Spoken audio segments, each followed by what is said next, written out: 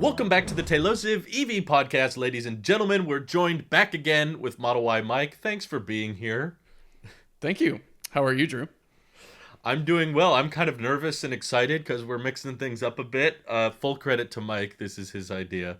But I am eager to try to sort through basically this tier list we have going today. We've got 40 EVs. How did we decide on these? Well, first we sold Randy and Nick to the tier list gods to make this happen. Correct. How did we make? fair. How do we make these choices? So, if you're watching the video portion of it, you can see that maybe some EVs are missing. Specifically, one that everyone would notice that's missing is the Cybertruck. What we decided, Or the Aptera. or the Aptera, Or the Canoe.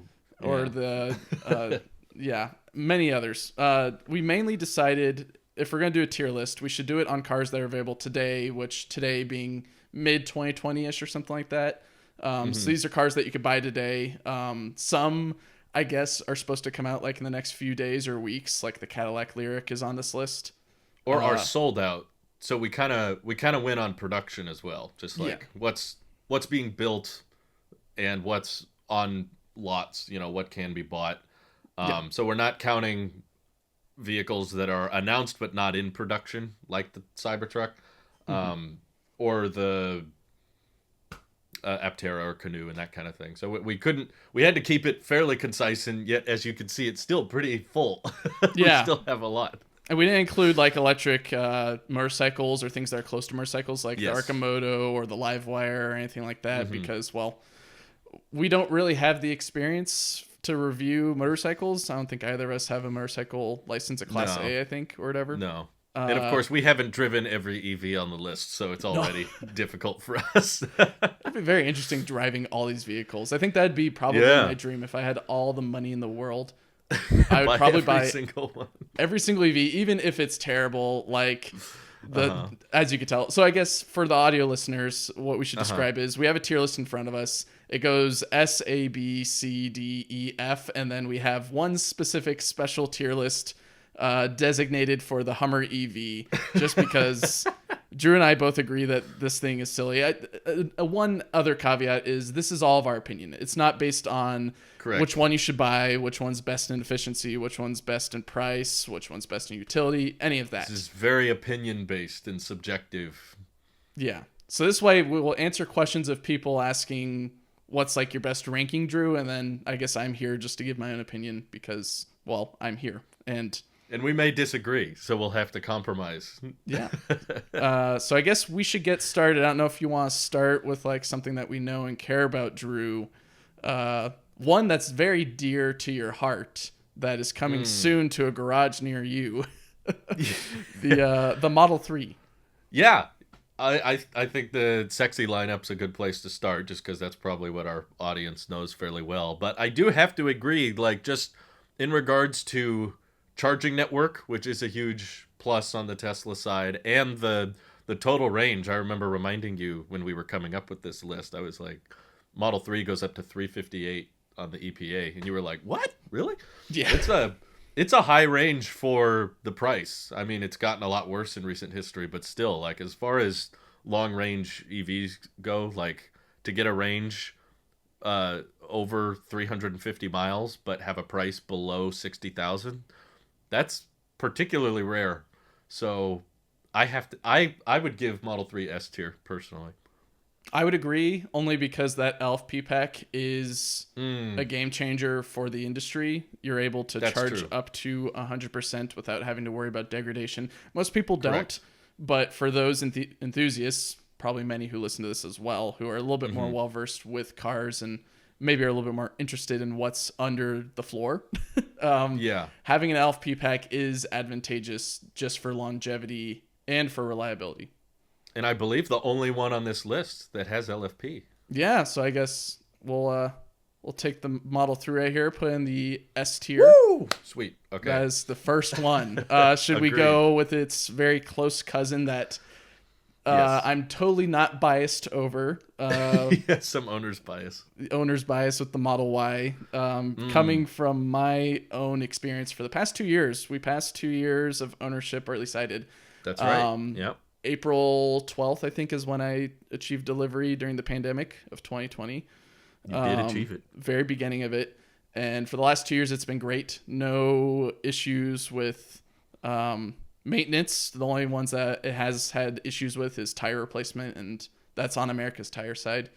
Yeah. Otherwise, it's got amazing space for a good price, and it's only appreciated over time.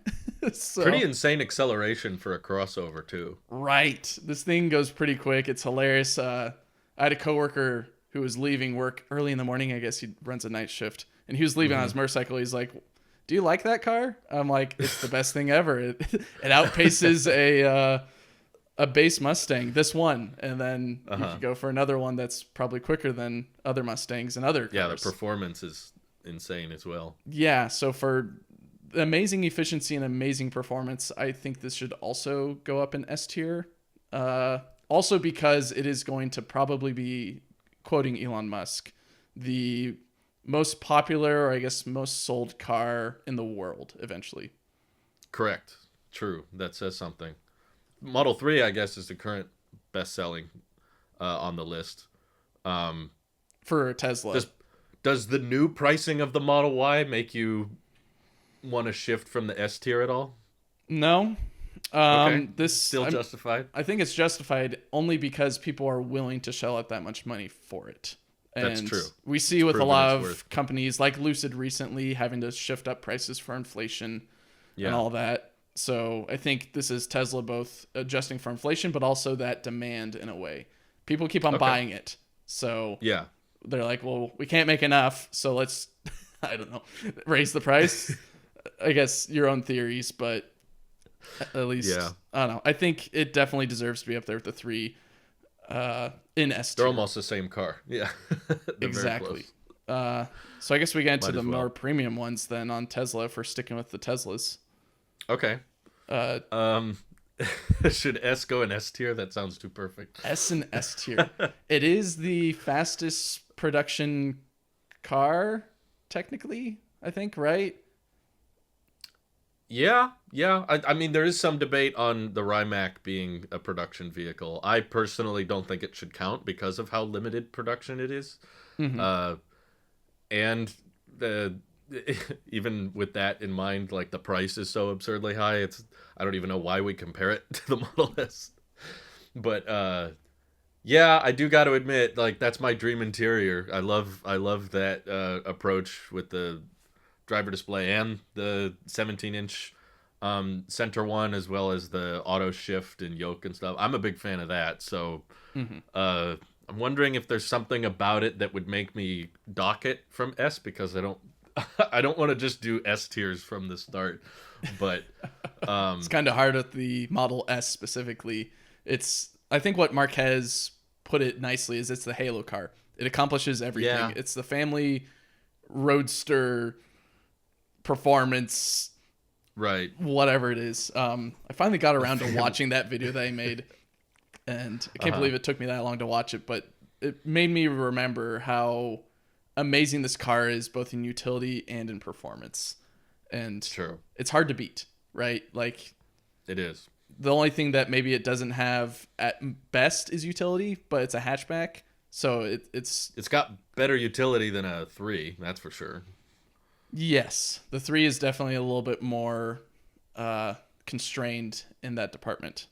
So I was thinking of maybe giving it A tier just for the fact that the price is now so high that it's at $100K, but I have to give it credit, and I have to give it some points for being the only Tesla to break the 400-mile range mark. That puts it aside most of the cars on this list. That gives it a huge advantage. It's also developed pretty well over time. It's been Tesla's not bread and butter, but it's definitely, it showed that they could be a car company, and then they just used it as proving grounds for further development as an EV manufacturer that can compete with anything, whether it's gas or electric. So longest producing Tesla of all time. Yeah. The next one after that would be, I think, the X. X, I think. Yeah. Yeah. So, yeah, I think I'm comfortable with S tier because, like, yes, there's other vehicles on this list that we'll get to with more range, but they don't have the charging network. So Model S is like this superpower when it comes to high range plus really capable charging network put Hmm. together. I think how So they're set I up right gotta give now it is S a tier. good ranking as well in the S Mm-hmm. tier, where we've got the 3 and then the Y, then the S, because the 3 and the It's like Y are great. pricing Yeah, best bang, yeah, bang for your buck. for sure. But if you've got more money, you could get the S. But I don't know. You have to have some of those variables included. But I guess, yeah, moving on Definitely. to the X, I think Mm-hmm. it I'm is. tempted to give it A tier.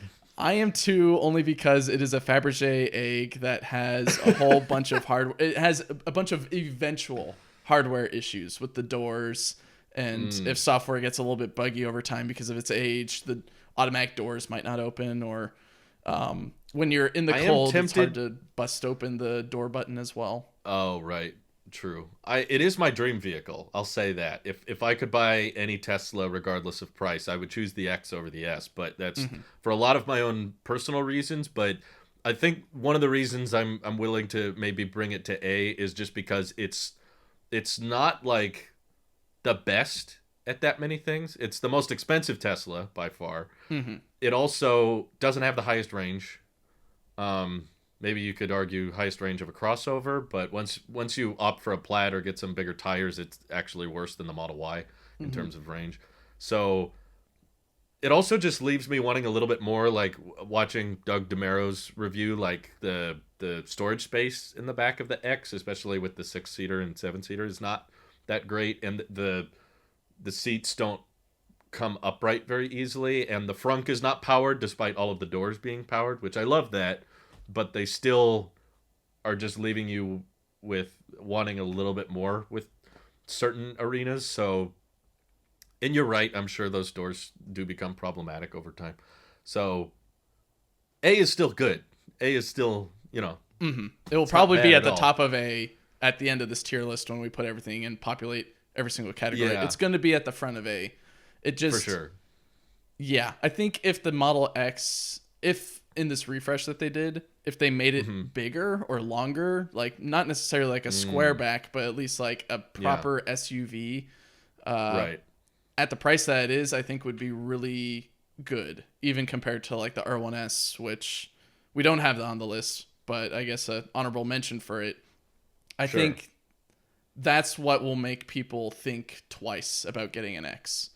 Uh, with Yeah, the R1S definitely. being there, it's a little bit less in price. It doesn't have the charging network, but it's got the space. It's a proper SUV. You could fit a whole bunch in Hmm. there, and I don't know. It's definitely feeling a lot more SUV than crossover, kind of like the Uh Y huh. is. It leans a little bit more into the Y, even though the Y came after the X.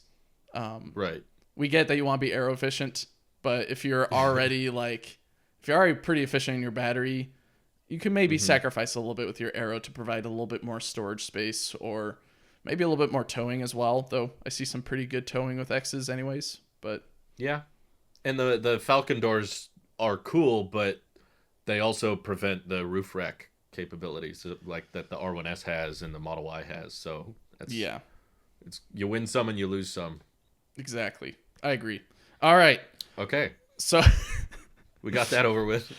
the Teslas are done. We don't have to talk about them anymore. Those who love Tesla, Got here's it. where we get to bag on the rest of the cars in the lineup that we have Everyone here. else F tier. Everyone's in F except for the Hummer. That gets into the Hummer EV tier. Maybe we put the i3 Should we in just the put Hummer. the Hummer there already? Should we? I guess we should talk about the Hummer EV since we keep on talking about it. Where is it in this list? It's beneath the i3. I see it. There it is. Let's put you in here. This luxury off-road Apollo-esque themed So monster. currently starting well over $100,000 That's and before everything else. setting records for inefficiency in an EV, which I'm sorry, that's a very important factor to me. So the Hmm. fact that this uses an over 200 kilowatt hour battery pack and yet can't go as far as a Model Y with an 80 kilowatt hour battery pack, I have to dock massive points to that. And I, I guess it's kind of cool for the off-roading people, but Hmm. Crab Walk, is interesting as it is kind of gimmicky, and um, I just don't get why they brought back the Hummer brand. Yeah. It definitely succeeds as a Hummer. It brings that lineage of very inefficient, very big and bulky. Has like cool knobs and switches in there for you to do whatever. You could take off the roof in this thing, which is neat. But man, is it bougie as heck. It's not a. It may say it's a good off-roader, but I don't think anyone would want to take their Hummer off-roading or like severely off-roading, like kind of like what you've seen with like the Rivians on their trails. Even though that's also luxury. I don't think you would see this thing out in Utah going up and down crazy hills.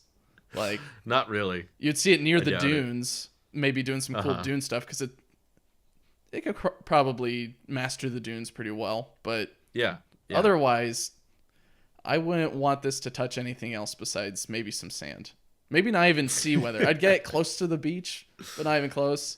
So expensive, you don't want to get it dirty or dusty, you know? Yeah, and its bed isn't big necessarily. I think it's like a 5 foot or less or something like that. So it's not even like... Sure it's less, yeah. It's less than that, so it's not even expansive enough. Might as well just buy the SUV variant of it. And call it a day. I think that would maybe get it out of Hummer EV tier up into F tier. It gives it more utility in a way. Maybe if you try harder, GM, you can get into F tier. That's what we're saying. Yeah, this is... It's the EV no one asked for. No one asked for, but it's their first. Well, it's technically not their first. They've got the bolts and all that, but it's not a good next step. And it's not an efficient one, and it's not going to win them the money in the end. It's going to be super expensive, but I don't think it'll be worth it for them.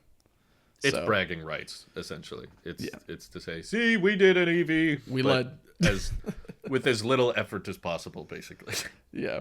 I guess since we're talking about GM, we should probably get into the Bolts. Okay. What do you think of the Bolt EV, the regular one? But I guess we'll talk about the new refreshed look. Yeah. Well, I'll ignore the battery concerns since I'm hoping those are all resolved. You can buy them on lots now. I've talked with a representative, and he said if you order one, we'll get it to you in the next month or so or whatever. But like, they're there. You can get them on cars.com. Yes, they exist. Yeah, I think as far as value goes, it's not terrible. I mean, it's certainly not half the price of a Tesla, but you're a lot closer to more people's budget and undercutting what the like average price of a used vehicle would be. Mm-hmm. So seeing them, before dealer markups and stuff, like the Bolt going for a little over 30,000 and the range is pretty reasonable. It's over EPA is saying over 250 miles. Probably my biggest downsides for it would be the charging speed is not particularly great. It's not going to fast charge as well as a lot of the other EVs on this list. And probably just, because it's not LFP, you're not charging to 100% every day. So the range is not exceedingly good, but it's reasonable for the price. So I want to say like B. You think for B? Bolt? B for Bolt. How do you feel? So I've driven this. I drove the initial 20. When did they come out? 2018, 2017? No. Yeah. 2017 or 2016 version of it. Uh-huh. And man, the interior sucked back then. It still kind of sucks now, but at least like they understand what the Bolt should be. It shouldn't be this weird plasticky futuristic thing. Like it's developed into a nice modern EV. And I think this interior or exterior refresh is amazing. I think it's definitely propelled it upward. Agreed. It's given it a more iconic look, and it's not really held back by its roots of being their first EV or dedicated EV with all its weird quirks and all that. Its storage, not good, but it's a bit smaller. Yeah, it's a hatchback, so you can stuff like surfboards and stuff in there if you want, and I think the surfboard will fit in there. And you also have a roof that you can mount stuff on. That's right. Yeah. And you've got comparable range. Yeah, you do like the degradation over a year, so it brings it down from like that upper 250 to an upper 240 or something like that. But It's enough I think you could road trip with. It's not just a town car. It's like yeah, you're not going to get to your destination as quickly as you would in a Tesla or something of higher price, but it's enough to pull a road trip out of. You could do it. it's on the borderline of a good all-around car where you can take it Yeah. to LA and back, or take it to the beach and spend overnight there, or just take it to work and back. Yeah. If you commute. Theoretically, it could be your sole vehicle. I think you could replace a gas car depending on the driver Exactly. I and their think needs. maybe because of that, I would agree B for Bolt. B for Bolt. I would initially That's go easy. for a C because I think it's like that nice middle ground between the two. It's not luxurious, Yeah. and it doesn't really have like a hook, but I think for the fact that it is a good all-around car, like you could survive on that range. You're not going to be Yeah. too angry. You just bring your iPad with you on a road trip when you're charging, and you can plug it into the car already. So I think That's true. Yeah. it'd be a good competitor for something around that price. I mean, I don't know. It's a good all-around car. I agree. Maybe I I've could been go too either harsh way. on it in the past, but I think I have not tried out the interior, so that's something you have more experience with. Maybe if I messed around with because I'm sure it has a start button and probably, a pretty tiny display, and probably if weird. I sat in it, I would say grade C, but I'd have to sit I in the haven't. new one just to get a look at it. I've seen the interior of its cousin, or I guess its brother, the EUV, which we could talk about now as well. Oh, in which sure. it's not bad. It definitely gives more space. But yeah, the push button's kind of weird. I think EVs need to. The push button's nice, but I don't know. Tesla's shown that you can get into a car, push down the stock and go, and not worry about it. Yeah, I don't, especially because the cars will still do stuff before you press the start button. Like things will still work. So I've always been confused by that. When I got in the Mach-E, I was like, what? The screen's still working and I could still play around with settings, and then you push a button, now it's on. So I don't. Let's show it's an animation. One of those things. They're trying to convince people it can be, like they're trying to make it easy to transition from a gas car, but my car doesn't have a start button either. So I'm kind of like, if you don't have a combustion engine, you don't need to start. Just be on when there's someone in the driver's seat, you know. Sure. But yeah, I think I feel fairly similarly about the EUV. It's honestly not that different. It's a little bit bigger, but from what I've seen, it's giving you like a foot of extra space, I think. Mm-hmm. And it only costs a couple grand more, and the range is just a little bit worse. So yeah, I'm sure the software and the interior design is very close. So I feel like those vehicles have a lot of similarities and they overlap a bit. Yeah, I'm very much anticipating driving an EUV. I want to see how it drives and how it corners and all that. I know its acceleration is not going to be good. It's like on the very lowest tier of competing against the Model Y. It's more of like it's more competing with its brother, the regular EV Bolt. Yeah. And it just offers that much more space. Yeah, you take the range hit and a little bit of a price hit. It's up, I think, $3,000 or $2,000 more than the base Bolt EV. Yeah. And you lose about like 10 miles or something like that. But I think that's a good compromise for if you want a little bit more utility. Sure. I don't think that range loss would be very noticeable for most. No, Anyway. I don't think it demotes it down to a C tier just because it loses 10 more miles of range and it costs a little bit more. Because that's kind of the definition. If you want to get more of that utility, you're going to have to sacrifice dollars or something else. You know what's crazy to me that I just realized? What? The Bolt is half the price of a Model Y.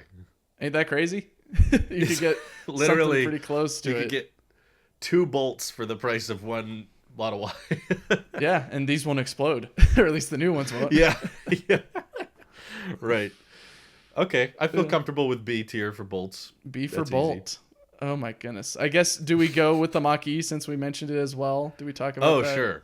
Let's talk about Ford. They got a couple on the market. We got 2 in Ford as well. We kind of gone down. It's like 4, then 3, now it's 2. Yeah. So the Mach-E, we both got to drive this thing. We both got to experience the interior, look at the exterior. You got to see a red and I got to see a blue, which I prefer the blue a whole lot more. but Me red too. is a Me typical Mustang color, even if Yeah. barring the name that it's called, a Ford Mustang Mach-E. I love to just say Mach-E, just so we don't have to say Mustang. True, and it's quicker. You're not gonna say Mustang Mach-E in a sense, or at least I Yeah, don't. yeah, I don't take the time to say right, Mustang unless it's a Mustang. for sure. Well, I'm a huge fan of the exterior. I personally think, at looking at this list, they're basically more crossovers than anything. Everything is a somewhat compact SUV, Hmm. and as far as all of them go, I think the Mach-E is the most beautiful on the outside. Like it's stunning. I notice it whenever we drive by them on the road. I like their kind of two-tone approach with the top fin being blacked out. It just kind of makes it feel more sporty while still retaining decent efficiency. But Hmm. I am not a big fan of the interior. I thought that the driver display was too small, and I don't like the vertical approach, and the dial on the screen The made me infamous cringe. dial. So yeah, I don't. The efficiency is not particularly good either. They use fairly large battery packs and don't get. I mean, there's a rear-wheel drive version that can get over 300 miles, but most of them that they've built, I think, are all-wheel drive, and there's even a standard range all-wheel drive, and all those are in the mid 200 range category. So I'm torn because it's definitely not as cheap as a Bolt, so the value proposition isn't there. I think it looks a lot better than a Bolt on the outside, but inside I might feel similarly. So I'm kind of torn between C and B territory. I don't know where you would put it. Yeah, I think you nailed it down pretty well with this issue because it doesn't have the price aspect, but it's got the performance and the looks. Right. It's got not performance. it's not as performance as a Tesla, but Right. it's got pretty. I mean, when I pushed down the pedal, it accelerated. I'm like, this is good. This is fun. And this was like a launch Yeah. edition Mustang, and I don't know if they've gotten better or not, but I'm sure the handling on the GT is great. I just haven't done it. I know the Tesla would win in a 0 to 60, but I'm sure there's some performance fans that account for other things. exactly. I'm hesitant on putting it in B, but I feel like that's Yeah. where it might live. And even so, I don't think that's kind of the tough thing because I don't think people are looking at the Mach E and the Bolt EUV and being like, well, maybe they do. I don't know. I'm not. They're in the not market. cross shopping, you mean? I don't know if That they're much? cross shopping necessarily. I think what they would do is they'd cross shop with their other competitor, the ID4. You'd compare the ID4 to an EUV or the ID4 to a Mach E. Yeah. It's kind of awkward comparing these two cars because one's put all its eggs in one basket, which is performance and looks, and the other one put all its eggs in just. I guess they're both good. I think it fits well in B, honestly, because it's got the utility, it's got the performance, like it's got. This is the thing that brought in the idea of you've got a frunk and you can use it for tailgating, but That's I true. guess I it's like forgot about the front-gating. frunk thing. So With the drainage. yeah, So it's you can only fill it with ice. it's made other competitors like Rivian and a bunch of other EV car makers consider, well, maybe be having an ice chest in the front without loading an ice chest in is not a bad idea. Uh-huh. I also love the no door handles. I was a big fan of that. I preferred that. I know some people don't like it. I was also wondering if I should dock points for just the. Oh, I'm blanking on the description, but I like the I like the lack of door handles, but Is it the software? maybe the software was what was bugging me. The updates, it bricking it all the time. The dial for the gear selector felt weird. Yeah, there's two dials. Um, During my test drive, I almost twisted one dial that is the drive selector when I was trying to do the volume, in which, I mean, of course you get used to it, but in my first time, there is that confusion. It's like, wait, there's two dials sort of close to each other, one kind of on the armrest area, and then one basically less than like 6 inches away on the screen. Oh, I see. Yeah, I remember. Should we dock points because it's sold out and they're not making any, or they're not making enough? It's better than Is that- yeah. I would yes, only because at least with GM, they showed that they were still making them, or at least like they were holding on to them, and they were actively trying to fix a problem that wasn't originally their problem. Yeah, they approved it, but it wasn't directly like their problem or their fault in batteries exploding. It was their supplier who had the issue, and they had to collaborate and work together and try to find a solution. But at least you could. I don't know. No, I couldn't even see the bolt, so maybe not. Crud. Okay, I won't give them a discount for that since there's a lot of vehicles on this list that are sold out anyway. So. It is pretty dumb that they're not they're not producing any just because of chip shortages, or because they're like, we can't make more, so just don't order any, or we won't allow you to. They also order have any. a lot on dealer lots, from what I've heard. There is, yeah. I looked in my local area, and there is a bunch. So it's not like just because you can't order online, it's not available. You can still look around and find it, whether it's through a private or a public dealer, or first or third party. So I think it deserves B tier. Well, I'd feel good with B then, if you do. B for Mustang. Mustang. The Mustang Bach E. Sounds good. So I guess that brings us. All right. We should probably cover the newest addition to Ford's lineup, and I guess the regular lineup in general. Yeah. The Lightning, one that I'm not too fond of, but it seems like you are always wearing the Ford cap whenever we talk about it. This is my Ford cap.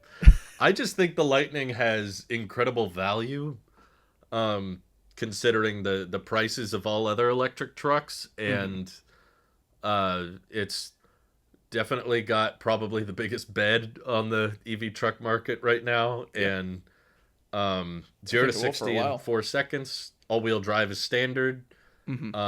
Huge, massive frunk, which is a pretty decent. But yeah, no. So, I guess the range isn't great on the base model. It's like 230 miles. There's a long range though that's 320 for about $72,000 before dealer markup, which is honestly really close to the Rivian. But that entry price of like $40,000 is it racks your brain looking at the rest of this lineup, and you see this amazing utility truck for $40,000, and it's got like 230 miles or whatever, but like you can't knock undercutting the Mach E. Yeah, and it's a truck. And it's a whole truck, yeah. And the vehicle to grid capabilities are also interesting to me because it's a whole 100 kilowatt hour battery pack they're selling for $40,000. So it's like, I'm not giving points for profitability, but that truck is losing money, I'm sure. That does not cost less than $40,000 to build that thing. But that just makes it all the better value, and that's why I've said on the record, if I had to buy a truck, that's the one I would get. It's definitely pro-consumer. It focuses on very much the most of the market. Most of the market's not adventuring in a Rivian, or like they're not going out to the dunes doing stuff. They are driving to work, picking up some stuff at Home Depot, coming back. Maybe they need to, I don't know, help a friend move or something like that. This thing can do it. This thing is good for the average truck buyer. They don't have to sacrifice anything. The gimmicks are good enough with like the frunk. It still has the traditional design that people love and enjoy. You can't knock that. Like, I think that's something that Ford probably did right with the Lightning. Like, people had like these concepts of like what the Lightning might look like. And it's like, no, I think they chose right with sticking with the F-150 legacy design, and then just updating a few aspects with like the front light bar and all that. For sure. That helps prioritize the affordability because they can reuse as much from their suppliers as possible. So exactly, I don't know. Maybe you disagree, but I'm tempted to give it A tier. What's sad is you beat me to it. As much as I don't want to, I think it deserves A tier for it deserves it. Its price, its utility, its performance. I think it has decent performance for a truck as well. I don't have the numbers in front of me, but like 4 seconds, I think. I guess in general, or at least maybe adjacent to it, the options that it has, like if you want to go all out, you can get that premium tier of it, and like platinum. Yeah. platinum. Sorry, get the platinum tier and get all the bells and whistles, the amazing leather and amazing towing capability, all the different cameras you can add around this thing, and you have amazing range with it as well, with around 320 miles. So just for that That's pretty alone, good. I Yeah. as much as I don't want to, it's up there. I mean, the only thing keeping me from giving it S tier would be the charging network being weaker, and Yeah, the design, while it helps with the affordability, also hurts the efficiency. It's not a very efficient yeah. design in The terms of aero aerodynamics. efficiency definitely knocks it down a bit, along with its battery efficiency. It's got like what 100 or 150 kilowatt hour battery. I totally forget. I haven't heard the specs of the long range pack, but I know based on the efficiency they've provided that the standard range one definitely has at least like 105, maybe 110 kilowatt hours. So Okay. the long range one's got to be up there. It's got to be 140, 150 or something, which is, Yeah. If I mean, that's what for you're vehicle to grid, that's going to power your house for like weeks. I was gonna say, if that's its only major issue is efficiency, but like it nails down everything else and still has comparable range, like 230, like that's very much on the low end. Yeah. It still gets you where you need to go. And if you live in a city, there's chargers everywhere, whether it's ChargePoint or Electrify America or anything else. Right. Like they exist, and you can easily find one without being stranded on the side of the road waiting for another F-150 to charge you up. You can come charge your other Ford. Right. Yeah. So, Okay. I feel good about that. interesting. Ford is up there. Whatever. Who should we do next? Let's go for the problem children that I think we both are going to hate that will populate the bottom of this tier. I think We've been talking about all the nice cars. we should definitely talk about the Toyota and Subaru partnership with the Solterra and the BZ4X. Yeah, aren't these sharing like how many components? Like 90% or something? They look the same. Where'd the the BZ4X is hiding over there. They look basically the same. I think what's nice is what Subaru focused on is their market, and their market is people who want an all-wheel drive kind of adventure vehicle that can take them around town, but if they want to go out into the hills, they can do that. And it looks like that as well. It's got that Subaru look. It's got a grill-ish type of front fascia, and then the weird like side panels that are like that black matte, maybe not matte, but like black plasticky look. It's a classic Subaru design or appearance. So I think Subaru nailed it with how they changed this platform to be a little bit more in their brand. But with 228 miles of range at 46,000, that's not great. It's not great. And then from what we've heard, its charging curve is abysmal with like a 20% to 80% of like an hour or something like that. It's like I was also disappointed by no frunk and no glove box. And its trunk isn't that large either. So it's not really. I'm like, what's in the front of this vehicle? It's got this giant hood, but there's nothing there.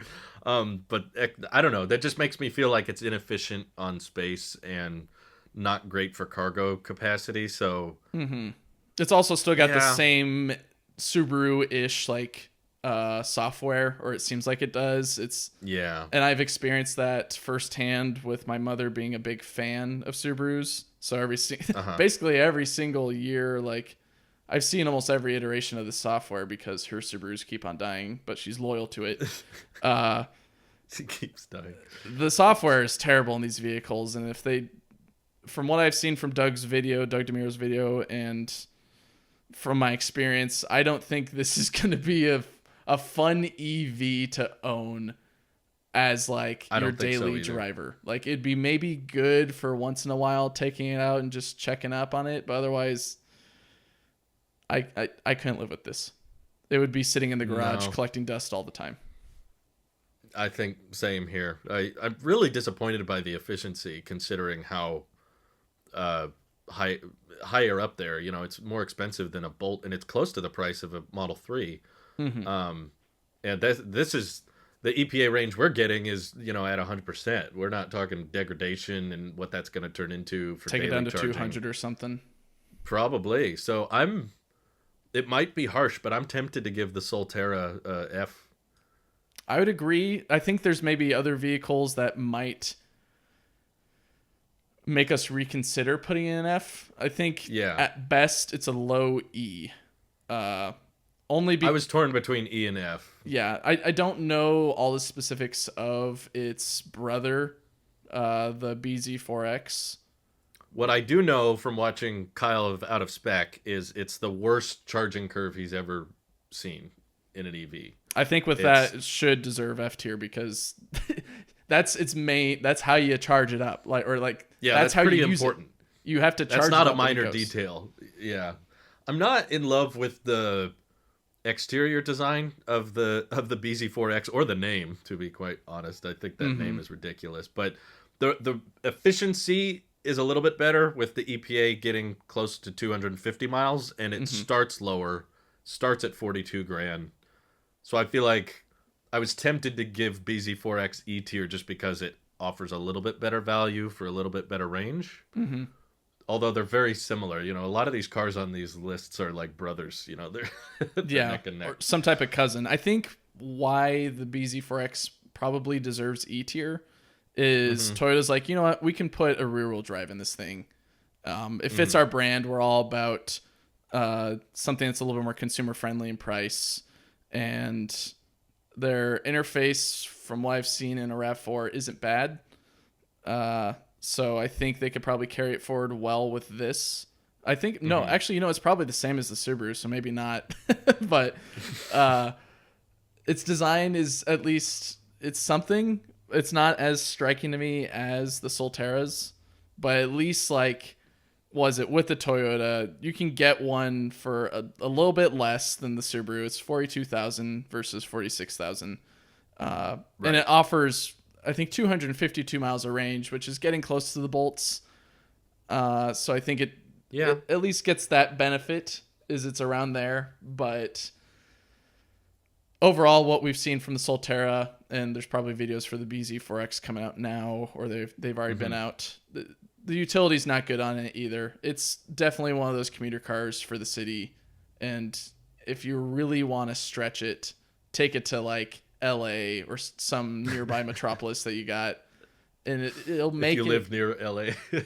Yeah, if you live in the Lancaster Palmdale area in Death Valley, you could probably take it to LA and you'll find a charger. It's also I'm also disappointed just by the fact that it's Toyota who pioneered the hybrid, and this is their first full EV in the US in a long time, and it's just so underwhelming. So it's I kind of expected more, but I'm kind of feeling that way about Subaru. This is their first all electric.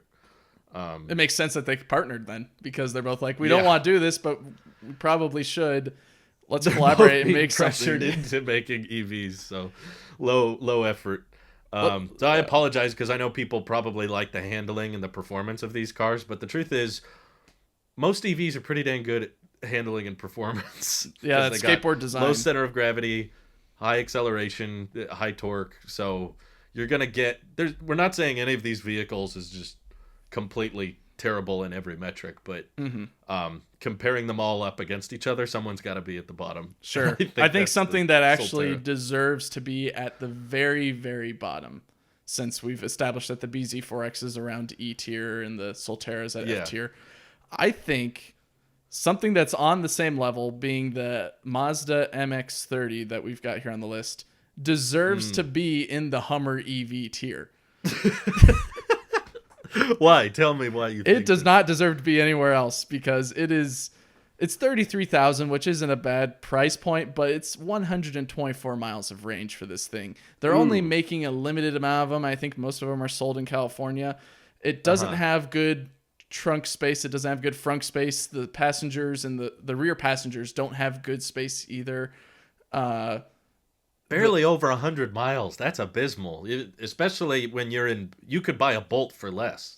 Yes, you could get something better for a whole lot less. So it's why does this even exist? And I think the answer is for all these bottom excluding the Hummer, Yeah. for the Solterra, the BRZ, and the MX-30. Even the Leaf, we could get We'll into get because to, the yeah. Leaf is cheaper It's so with much better cheaper. range. And then it's a whole lot. I mean, I'd buy a Leaf 20 times before I buy an MX-30, probably. Yeah, the MX-30, it just doesn't have good space. It is definitely the definition of we need a tax break.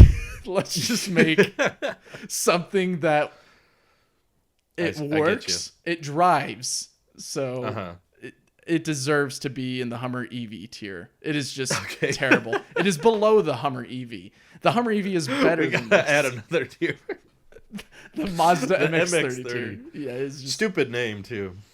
yeah, come on, Mazda. Like, you could do so much better. Like, their roots of like the Miata, they can make something that can compete against Dodge's upcoming muscle car EV or whatever. Something that everyone would be like, this is the Roadster that's affordable. Like the Tesla Roadster that is affordable for the general audience, and it makes sense because Franz. I don't know if he worked directly on the Miata, but like you can see some of that design language carried over from his time at Mazda to Tesla with the Roadster. And I think Mazda they could make so much money on an EV Miata, but they're just not trying. They're not trying, and it's evident with the MX-30. It's just, I'm going to get away from this thing. Maybe let's review something a little bit more uplifting. I think something that we both got to experience together that we both loved and enjoyed, the Ioniq 5. Oh yeah. Let's talk Hyundai, because I'm a Hyundai owner myself. Yeah, there we go. 5 years. What do you think? Do you think it's it's a pretty good vehicle overall from the brief time that we got with it? From the experience I had with it, I was very impressed. It looks like a compact in pictures until you see it in person and you realize, oh, this is actually quite big. It's up there in close to SUV territory in terms of size, and I could lay down in the back when I folded the seats down. I was impressed with that. Also, a lot of little quirks to give it credit for. The glove box was huge. Yeah. Do you remember that? Dude, it's a big glove box, and you can open it. You opened it up from and where it goes is. like... You don't have to press any buttons or anything like that. You just lift the latch and it opens, and you can stuff probably a small Amazon package in there. Yeah, I bet you could. It's the deep, like, not just in volume, but just depth. Like, it just keeps going, like, into the frunk area, basically. Which is evident from its frunk as well, because it doesn't have the best space. It's got a container inside of the frunk, and in there is where you can stuff, like, a phone and maybe, like, some laptop, papers. maybe. Yeah, an iPad or whatever, and then that's Very tiny frunk. But I appreciate the design for being iconic. It is recognizable. Iconic Ioniq. Like, iconic. Compared to something like I'm going to keep picking on it, the Solterra or the BZ4X, which is just the most wet white rice crossover you can imagine. Just mayonnaise sandwich looking crossover. Like, Ioniq 5 stands out with the pixelation on the headlights and the sharp edges. It's not my favorite. Like, I don't think it looks prettier than a Mach-E or a Tesla, but I still appreciate them for doing something different. You know, they weren't just like repackaging an already existing gas crossover. They like, no, let's try to make it stand out, and it looks like its own brand, and I appreciate them for doing that. Like, I can pick one out on the road very easily. So does the white bezels make it a C tier or a B tier then? Yes. You stole the words out of my mouth. I'm not a fan of even sitting in the driver's seat, I felt like I couldn't get the steering wheel at the right height so that I could easily see the entire driver display. It was like cutting in a bit. And I don't love the white bezels, which seems to be unfortunately pretty common on all of them.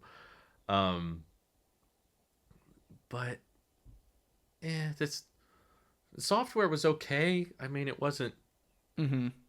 At least it was landscape. I should give it credit for that. It wasn't a portrait mode display with a dial.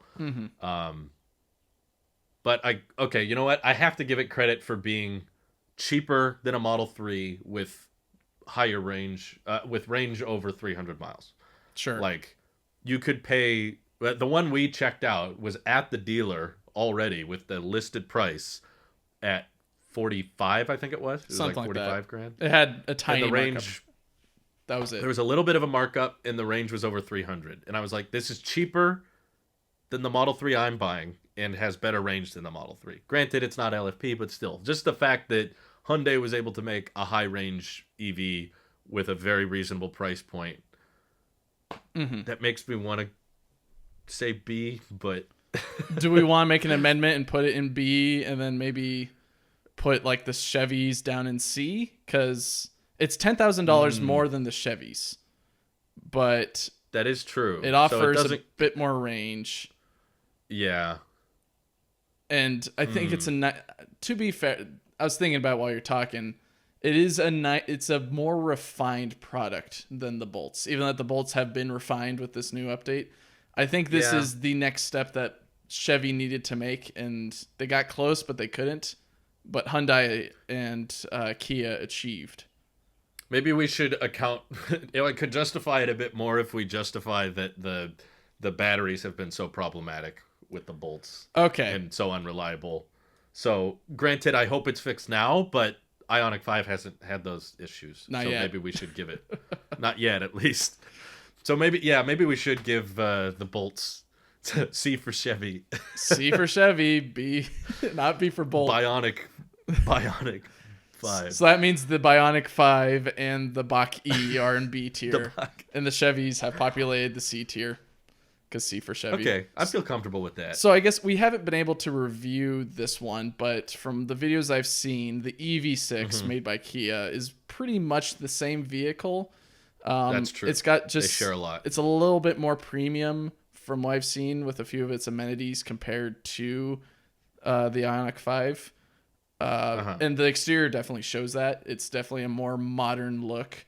And seeing it on the road, I look at it, I'm like, whoa, what is that? Because it's got like a really cool light bar in the back. I'm like, what is that thing? And I get closer. It's like, oh, it's a EV6. It's beautiful. It's striking. You know what it is when you look at it. Like, it's very much great different. headlight design. I like the headlights and the door handles too. Very recognizable. Yeah. I think it's probably on par with a Mach-E.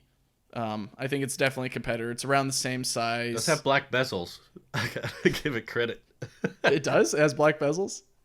I think so. I think I remember checking it out that all the Ioniq 5s had white bezels and all the... I'll double check here. Okay. At least, I don't know. I think it's a more refined... Yep. It does. That's amazing. So I guess it's better than the Ioniq in the B tier in a way. Yeah, I mean, at least what we have on the list here, I'm not sure where all these prices are coming from, but we have the EV6 starting lower at 40,000, and it's probably stripped down a lot more and probably has white bezels. and with the range option that goes a little bit higher to 310, but still, that's pretty great value for a non-Tesla to get over 300 miles and not break the $60,000 mark. I'm not sure what that 310 mile option costs, but I'm sure it's reasonable. So yeah, it's kind of like brothers. So I would put it with the Ioniq 5 as well. Definitely. Cool. Fair enough. Where do we go from here? Do we... Oh, well, we haven't finished Hyundai. We still have the Kona.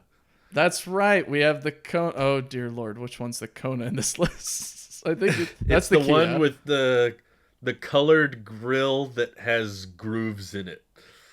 There we go. This guy, the blue one. It looks... Oh, yeah. It looks similar to the Soul. But so here's kind of the funny thing. I guess we'll talk about them in pairs. The Ioniq 5 and the EV6 are very much like brothers. When I first looked at these recently. The Hyundai Kona and the Kia Niro EVs. Yes, they look right. very similar with like the weird like front panel charging thing and the shape. Yeah. But the headlight design is very different, which I appreciate. And I think their wheelbases are roughly similar, so I don't know if they are actually like kind of like a Solterra BZ4X. They might be a shared platform. Could be a shared platform. It could be. but they definitely have their differences. I've never been in one. I see them on the road from time to time. They're not popular from what I can tell, but they've got a decent price point, and their range isn't bad. Yeah, like we have the max range listed at 258. I want to clarify what the charging speed is. Sure. Just so I 250 and 239 for the Kona and the Nero, respectively. They're neat. I just don't think they're striking. They definitely offer probably that space for people who want something that's like a crossover SUV. But it maxes out at 100 kilowatts DC Okay. fast charging, which is okay considering, I mean, it's a 64 kilowatt hour battery. I So feel like it these doesn't need both to be that deserve to fast. go in like the C tier, maybe around the same Okay. level as the Bolts. Yeah, because they've got the affordability and they've got the good range. It's Yeah. just likely at the cost of some charging speed and probably software, I'm guessing there. But I guess with full transparency, we haven't had time to look at these cars and no. appreciate them as much. We've seen them around. Right. We know they exist, but I actually see a decent number of Konas in my area, oh, okay. Well, which is kind of surprising. that's but, one data point. Yeah. They seem decent for what they are. But yeah, it's likely not the top of many people's lists for a reason. So I have to take some assumptions there. Gotcha. All right, shall we C go? tier sounds good. Shall we go golfing then with the VWs? Oh, yeah. VW. Okay. So we got two for well, or not BMW, VW. We've got the Yes. e-Golf, which is no longer made anymore, oh shoot. leaving its next gen brother, the ID4, which is the only U.S. Distributed VW that's electric currently. The e-Golf feels like more of a city car because it's not that big and the range isn't very long, but it is under 30 grand, which is pretty rare on this list. So I guess Does it deserve to be in C tier? I gotta look at the interior. I need to know more about this before I. It's a less premium looking version of its high performance brother, the GTI. In which I've gotten to look at not the GTI or the e-Golf, but I've gotten to see the regular one, and it's decent. The interior is not bad. I haven't driven one, but it's not bad. It's just Yeah. not good. I wouldn't put The it. fact that it's not around anymore makes me think, well, it's probably because it wasn't sought after as much, or wasn't high in demand. Yeah. Comparing that also, like, its range, I think at the time was like 186, because basically it was taking the Golf design and then stuffing batteries in there, which isn't the best Yeah. way to approach an EV. So of course Sure. its range is around like 186, I think is what I found. And the prices that it goes for, like on cars.com, because you can't buy one anymore that's new, or at least like Right. from the dealer, new, was like maybe around like 27,000 is what it's selling for right now. So Okay. it's not terrible. It's not. Did you throw it in D tier while I wasn't looking? Yeah, I think it deserves. that's to be in D tier. appropriate. It's not focusing Yeah. on utility or range. Right. It was looking at EVs as an extra vehicle, not your replacement vehicle. Yeah. It's like, oh, on the weekends you drive your e-Golf, It's definitely. It might be. Maybe D and E should be like around the same tier because they probably share a lot. Like, it's not the best. Sure. It's below average, but D and E can be like semantics of like not failing grade, but you could they're both like you could have done so much better. yeah, so much room for potential. There was in no D&E. effort here. Yeah. F is like stop. Don't make this. Or Hummer EV is Y. Yeah, that makes sense. So I guess Basically. with its next gen brother, the ID4, it seems like you've had the most positive response with that vehicle, and I've still yet to get in one and drive one. I really want to soon. I recommend it. It's probably the top EV I'd recommend for someone who decides they can't go with a Model Y because it's too expensive. Like, for sure the Model Y is better in range and charging, and I think interior design. I prefer all the things about the Tesla, but I cannot deny the fact that the Model Y has gotten very, very expensive, and the ID4 value is incredibly good. Like I sat in one, and even the first edition and the higher end trims of the ID4 are all reasonably priced, around 50 grand for the higher trims, and very comfortable to sit in. The higher end ones have massaging seats. They have the glass roof. They have and they have a cover for the glass roof too. You could get a nice little blind for it if you pay a little bit more money. And I have to give it massive props for the 3 years of Electrify America charging. That is super valuable these days with the price of gas. I was just chatting a couple months ago with the guy I did the video of the ID4 with, and he was like, "Yeah, I'm doing road trips all across the West Coast all the time, Take and I'm advantage paying of it." nothing." Yeah, he's like, "I haven't paid a thing to go on a road trip with this car. I love it." And the turning radius really impressed me. So it was just well built. Drove really well, and the price is good. The range is not bad either. It's at over 270. It's at 280 miles by the EPA. Remind me, does it have a frunk?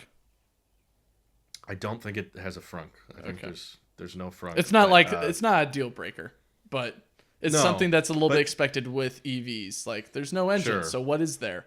And with Tesla, they've definitely shown off, hey, you could have so much utility with the front of your vehicle, and it's great for crash protection as well.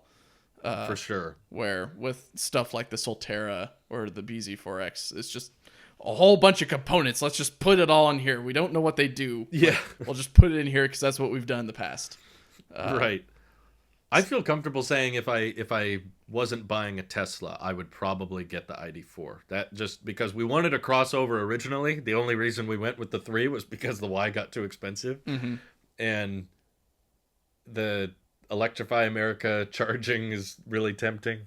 I like the landscape display layout. The screen was easy to see from the steering wheel, and it felt modern. It felt like it was EV from the ground up, not just a retrofit. So I'm actually torn between B and A. I'm right there with you. I think it's better than the Ioniq and the EV6.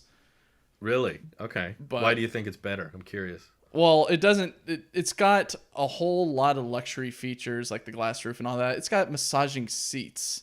And it's compared to heavily against the Model Y, which shows how impressive it is as a product. Now, it's also compared with the Mach-E. Is it better in software than the Mach-E? Maybe. I still don't know if it's gotten its first update yet. My coworkers VW's software has definitely been lacking. Coworker hasn't told me whether it's updated on his or not. And he's got one of those early builds as well, like one of the first few that were delivered in the California area. So like he's down there in the low VINs, but like at the same time, or I guess low VINs for the United States. I think it's probably still the same VIN number, so you still have a giant character string. Anyways, what was I trying to get at? Oh, I think it's honestly fitting to put it in A, just because it seems like the Y and the Mach-E and the ID4 are all compared against each other, and they're all interchangeable as really good all-around cars that you can take places and have modest charging curves and have decent utility and have pretty good quirks and features to boot with them. So I would be comfortable putting in A. Does it stack up with like a Model X and a F-150? I don't. Well, they're so different. Yeah, they're very different. Everything in A is completely different. There's a lot of eggs in different baskets in A, and I think it might fit very well in there, to be fair. Okay. Yeah. I think the Electrify America thing pushes me over the top because with supercharging rates have gone up for people and gas is so expensive now. The concept that for 3 years you'll be able to just charge for free. Sure. I think they changed it to the first 30 minutes are free, but that's still a lot of free charging. Yeah. And I'm also just the value, the interior luxury features that are on a very cheaper than most Teslas. And yet has a lot of features Teslas don't have. I gotta give it props for that. So Sounds good. Cool. A tier. I realized that we forgot one of the Hyundais. I did too, after the fact. The poor little Ioniq, the one that I was interested in when it came out, and then saw that it didn't really do too well in range, and the price was a little bit higher. I'm like, I'm not too sure. But the Ioniq, I think, for its time, was a decent entry for Hyundai into the electric car space. And it proved the grounds that I guess in a way, it walked so that the Ioniq 5 could fly. Basically could fly. I think it can fly. They're very different in a way. They have the same name, but I don't know. Sub 200 miles. We have the max EPA range at 170, and it's over 33 grand starting. It's not great. No. I would say maybe D. I would say D as well. Okay. I think it's there with the Golf. It fits well with the Golf. Yeah. It's a sedan, so it's got a little bit more utility. It's not really like a hatchback. But I think the term that I think of when I think of D tier is proof of concept. Yes. It's like, I agree. Can an EV be done? Yes. Is this how it should be done? Probably not, but it can. Like, we can do one. And what's funny is, unconsciously, I think this is perfect because both of them were adapted from existing chassis. The Ioniq had the regular gas and then the hybrid and then the electric. Right. And the Golf had the regular Golf and then the GTI and then the e-Golf. So the D tier is turning out just to be kind of like you said, the proof of concept. We can make one by adapting an existing chassis. It's like it doesn't turn out well. Factory practice. Yeah. You know. Can we stuff batteries? We can. You've done it. You have made an EV. Congratulations. We also forgot one Kia as well. Oh, we did? Yeah, we forgot the Kia Soul. The long forgotten boxcar. We've got it in green, which I think green is perfect for what this thing is. It is the quirky toaster that drives on four wheels. This is basically, in case anyone's curious, if you want to make an aerodynamic EV, make it as not similar as possible to the Soul EV. Because it's very boxy, which I'm sure has this huge drag, which does not help the range, which is...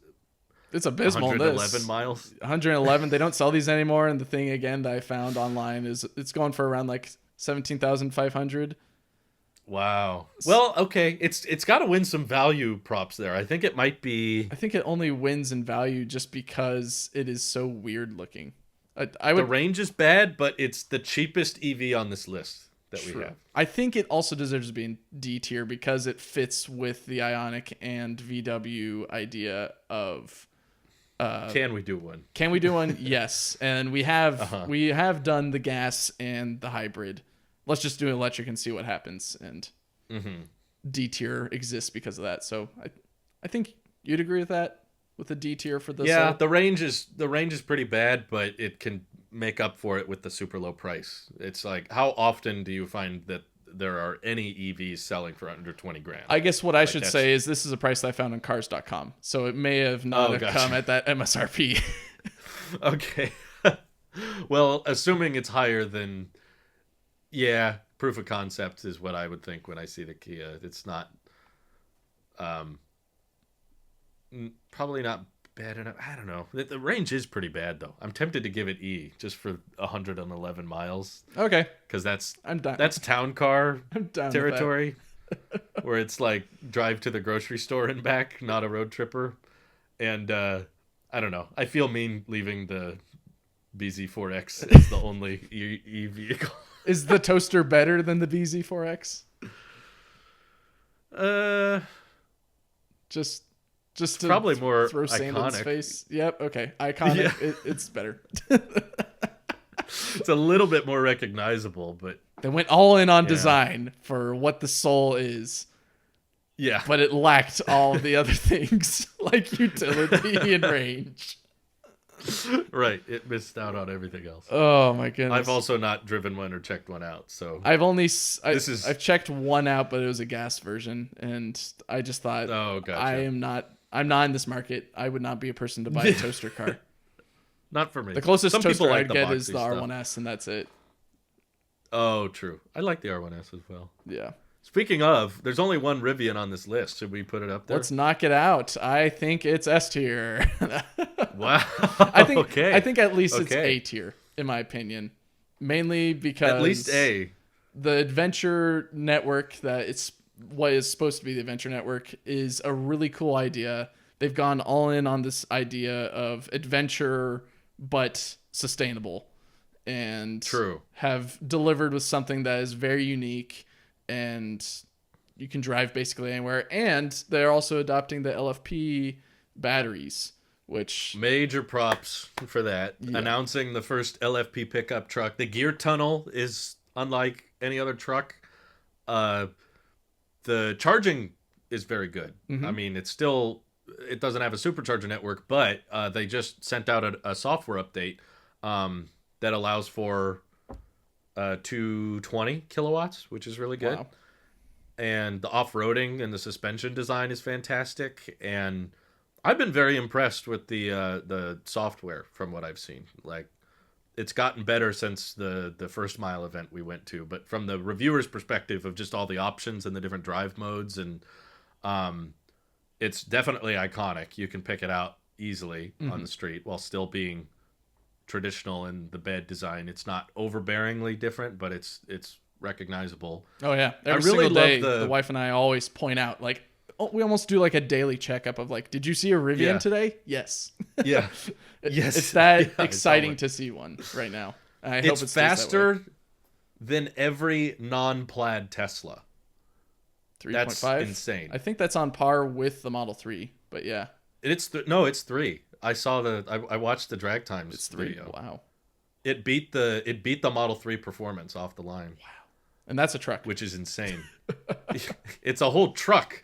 Model 3 is pretty tiny compared to the Rivian, and yet it can outperform it. The only Teslas that can beat the Rivian are plaid, so it needs 3 motors to beat a quad motor Rivian. But considering that it's a pickup truck and you don't expect that kind of performance, and the price has gone up a bit, I'm trying to think.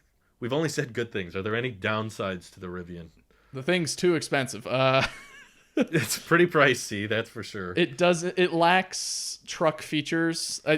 It is definitely more of an adventure vehicle than a utility vehicle. You're not. You can it's take it the to camping market. Yeah, you're gonna take it out camping more than you're gonna take it to, what's it called, Lowe's or whatever. Like, you probably will, yeah. but still, like, I don't think you'd want to abuse your Rivian that much, or at least I wouldn't. And that's just me. It's very Sure. much that luxury Truck Yeah. space. It's not Okay. it's not like Hummer luxury, but it's it's better than Yeah. Ford luxury, in my opinion. You know what? Just for the fact that it's got the flashlight in the door and the Bluetooth speaker in there, and it's just got so much more character than any other EV I've seen. Like, just you get the vibe they're going for with the interior design and the wood emphasis and the blending in with nature, with even like the sound effects, the lock sound with the bird, Chirp, chirp. and the blinker is like a water droplet. Like, I say S tier. You think Let's S tier? just give it S tier. I'm fine it with playing deserves S. Actually, better than the Model S in S tier. We need something that's not a Tesla in S tier, and that if I had to pick, okay, if price was not a factor and I had to buy a non-Tesla, I think I'd get the Rivian. I've come so close so many times to reserving one. The only thing that stops me is, of course, the price. So I got to give it S tier for the LFP inclusion thing. That's pushed me over the edge. Is like, that will be an incredible truck, like 100% daily charging, for under $70,000 before the federal tax credit. Like, that's S tier for me. Easy. I agree. Cool.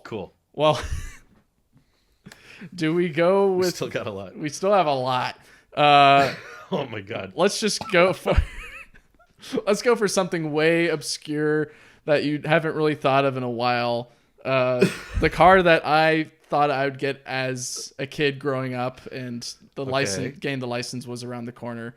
The smart car, specifically the only smart car that is delivered, or actually no, they stopped in 2019. The Smart 4.2 with a measly, I think 58 miles of range for about $24,000 or something like that. Was what it was an MSRP. It's probably lowered down a little bit now, but oh my god, 23,000. well, I have to instantly dock some points for not even passing 100 miles of range.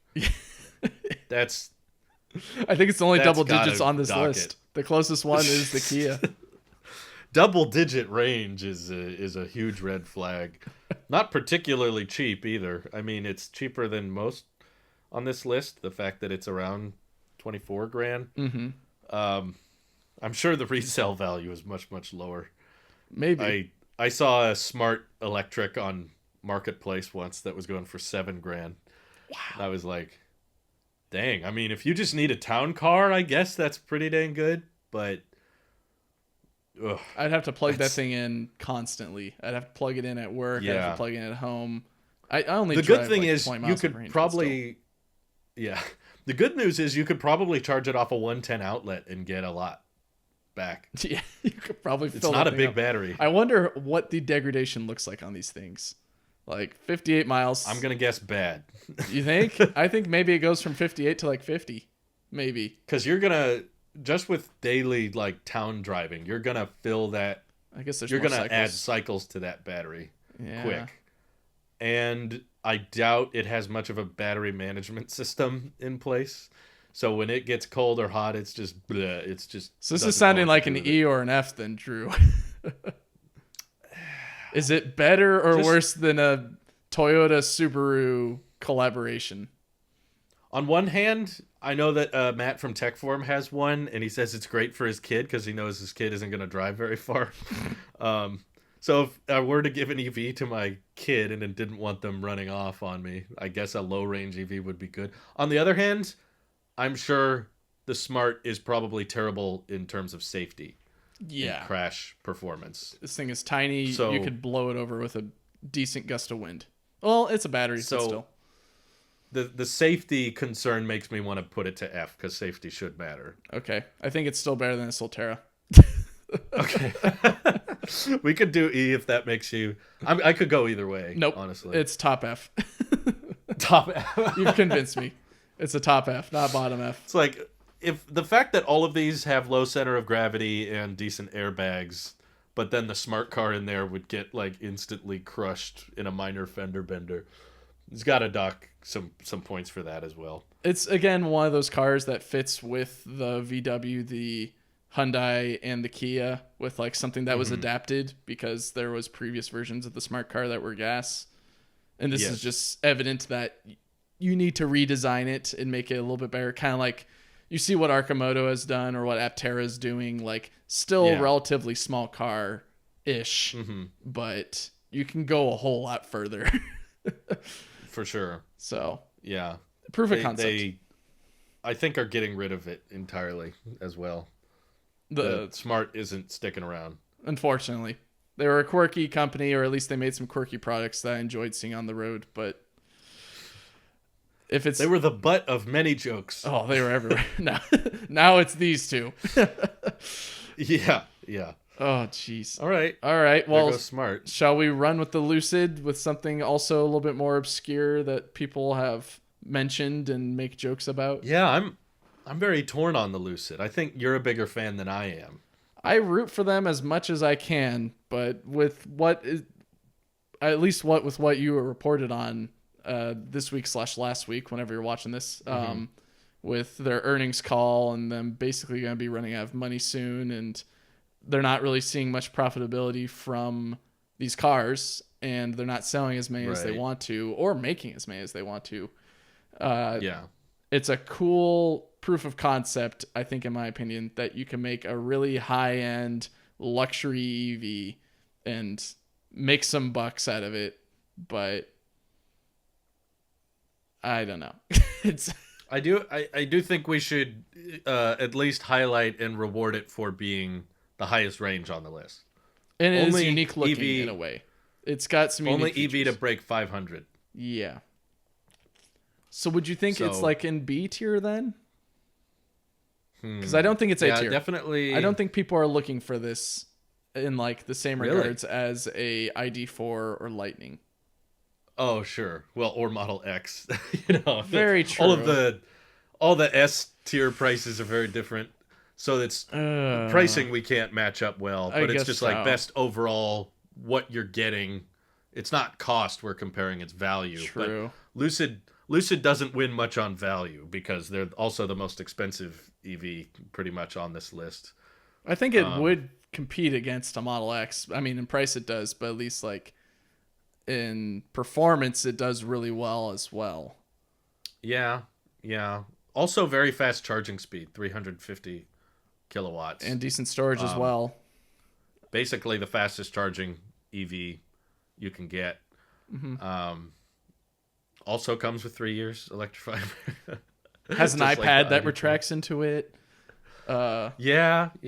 I like the radius of the doors. We got to check that out in person. I haven't got to sit in the Lucid. They wouldn't let me, but when they opened it up for us, those doors swing out really, really far, and I think they're auto presenting.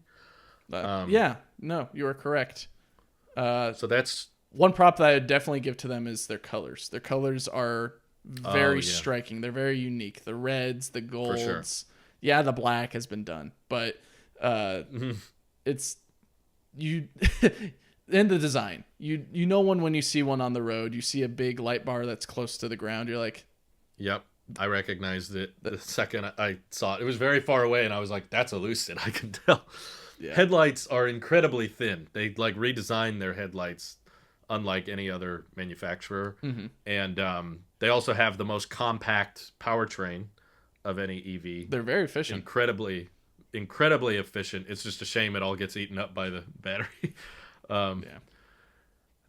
I'd be far more interested if they did like a 300-mile range Lucid with that same powertrain. You could get really crazy efficiency numbers with a smaller battery and that tiny of a powertrain, but they're very insistent that it's got to be 400, 500 miles of range, and that just pushes it up. So You think A tier? I thought is you where would it have fits? said A tier.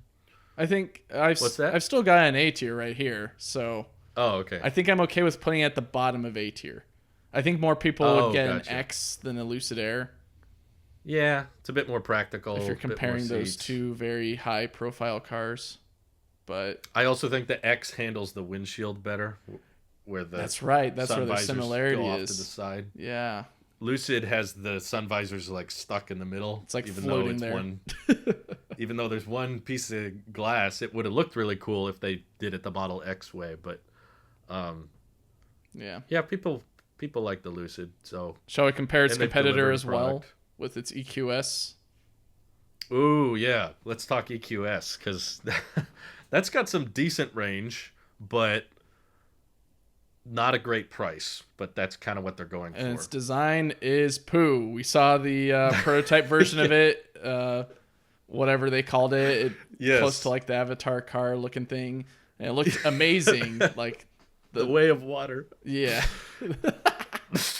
The prototype looked amazing. And then I loved the prototype. it just kept on getting worse and worse and worse until we see it on the road. It's like, is that a Honda? I've seen so many, or at least I've seen at least. Why do so many people care about the windshield wiper door, the windshield wiper fluid thing? Everyone loves talking about that. And I'm like, I don't know. I don't care. I don't want the big panel like cutout just for that. Like, I don't know. I just thought it was weird. It's But the weirdest thing. interior is, in my opinion, incredible on the EQS.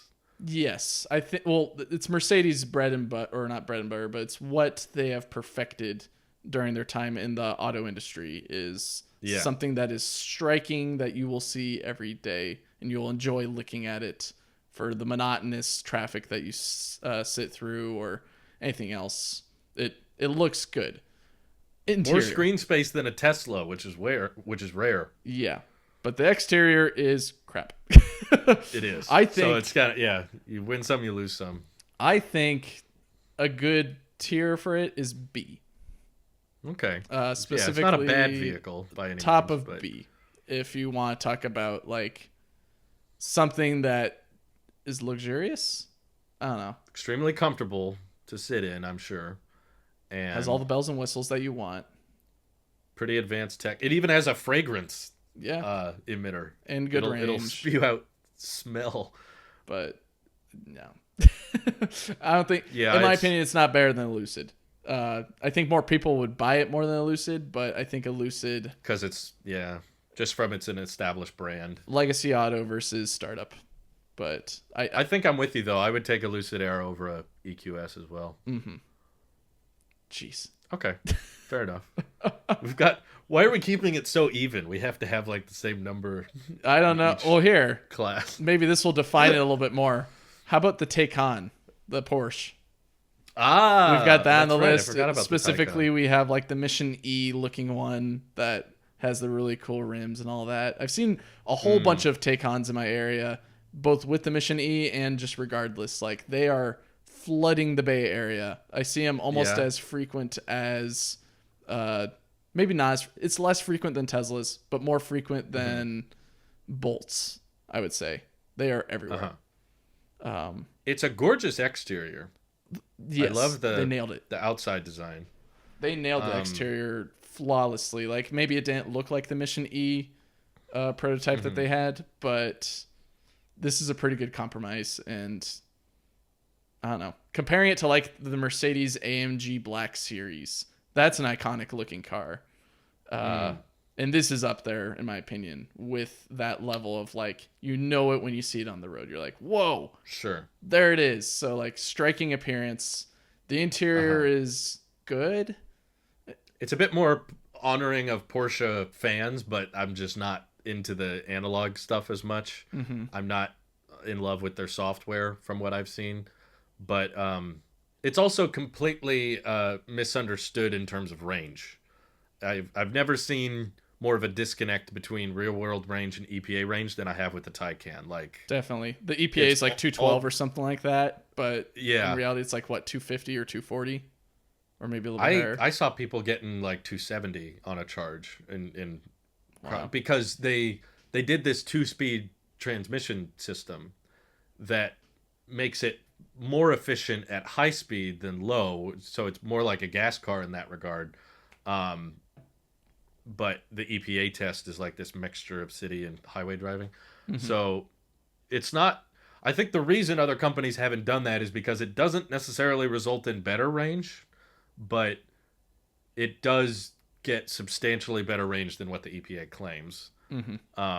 And most of the time with Teslas, you don't get what the EPA says. So it's not a perfect system. It's not a perfect grading system, but it knocks the pants off of everything in performance, though. Oh, sure. Yeah.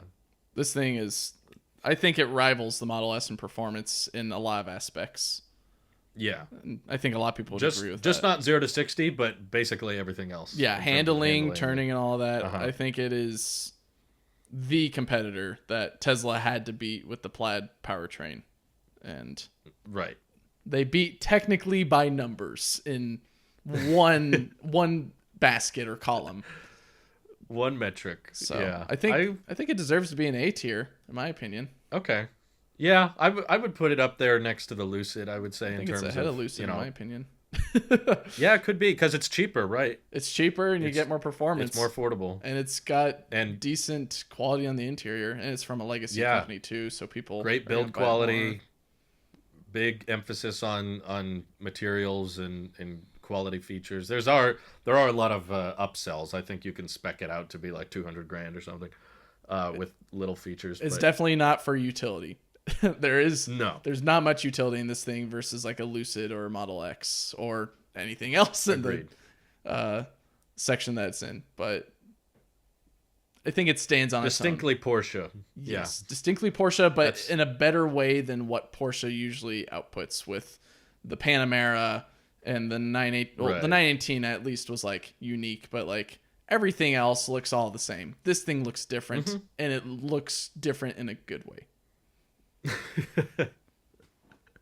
Okay. I've seen many Porsche lights, and they all. I'm getting tired of the circles with the the 4 bulbs in there, and Oh yeah, yeah. at least these There's 4 a lot of bulbs are those, flat bars, and it's a little bit more of like an. Let's move on. Very modern. Yes. Yes. right. I guess something a little bit more on the modern side as well. We could talk about the Mm-hmm. offshoot company from Volvo being Polestar. Oh yeah. With the Polestar yeah. 2, with a sedan looking SUV, but not SUV, but not sedan. Something in between that's not Right. a crossover either. Yeah, it's getting decent range for the price. I mean, they said it would start around 46,000 and get, I think, 270 miles of range. Almost exactly a Model 3 rear-wheel drive. Pretty modern looking. I dig the exterior. I drove by one a few months ago. I thought it looked good. I haven't been in one either. Yeah, I have not been in one. I haven't touched one. But I've seen the interior. Nick got to check one out in person once and took a bunch of videos. I would put it with I think it deserves to be like maybe in C, in my opinion. That's what I was thinking. I was torn between B and C because I'm like, it's not bad. It's just but not nothing. There's nothing that makes it amazing, in my opinion. Yeah, it's got a decent Android interface. It doesn't stand out in anything. Yeah, it doesn't really have the utility that I want. Like, the bolts are on par with the utility of this thing, and the bolts are hatchbacks. Yeah, true. And I guess maybe that just speaks to the fact that the sedan can compete with a hatchback, but it's I don't know. The design's cool, and I believe over the bolts it probably has faster charging. Probably. I'll double check because I think the name could have been done differently though. Polestar 2. It's simple. Yeah, it's easy to remember, but it is faster charging. I think it does 150 kilowatts.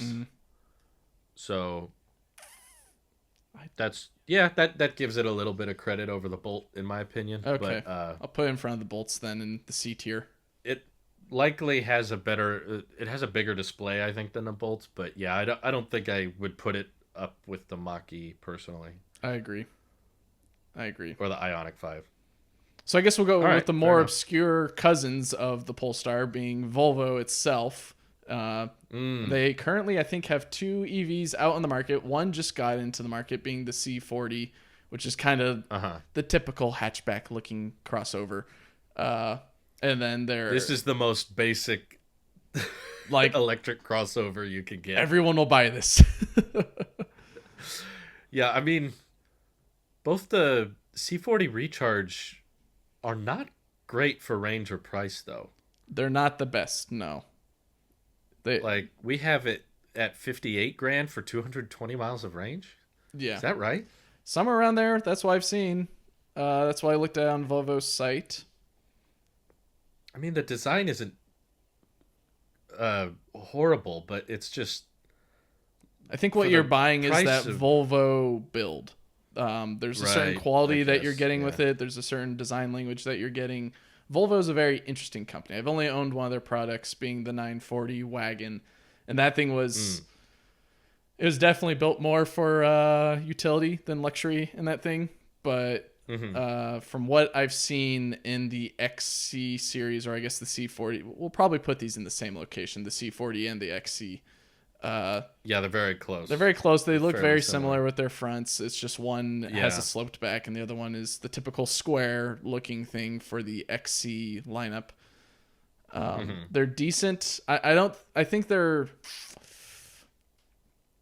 I don't know if they deserve D tier necessarily. I think they're better than a Golf. I think the XC borders on that because it's very much like we made something that's very close to something that we already make. But now it's electric. Yeah. And it gets okay range, but it's at a higher price. But I don't know if it competes. Maybe it does compete with the Bolts in regards to like all around like where it ranks in this list. Maybe. You're just in like, to me, you're like at Tesla pricing at that point. Yeah. So 220 miles of range is not very excusable. No. When you're paying that much. So I'm D tier it is. I'm leaning E, honestly. Really?